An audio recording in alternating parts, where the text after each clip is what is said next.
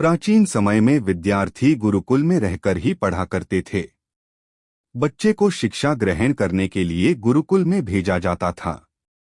बच्चे गुरुकुल में गुरु के सानिध्य में आश्रम की देखभाल किया करते थे और अध्ययन भी किया करते थे।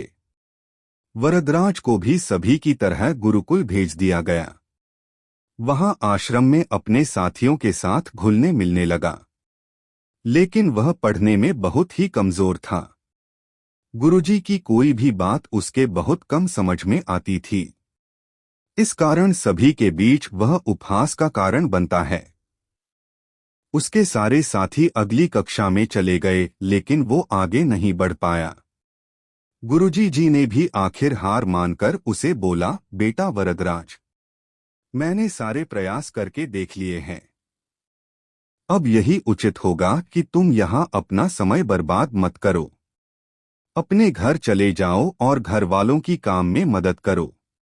वरदराज ने भी सोचा कि शायद विद्या मेरी किस्मत में नहीं है, और भारी मन से गुरुकुल से घर के लिए निकल गया। दोपहर का समय था। रास्ते में उसे प्यास लगने लगी। इधर उधर देखने पर उसने पाया कि थोड़ी दूर पर ही कुछ महिलाएं कुएं से पानी भर रही थी। वह कुएं के पास गया। वहां पत्थरों पर रस्सी के आने जाने से निशान बने हुए थे, तो उसने महिलाओं से पूछा, यह निशान आपने कैसे बनाए? तो एक महिला ने जवाब दिया, बेटे, यह निशान हमने नहीं बनाए। यह तो पानी खींचते समय इस कोमल रस्सी के बार बार आने जाने से ठोस पत्थर पर भी ऐसे निशान बन गए हैं। वरदराज सोच में पड़ गया।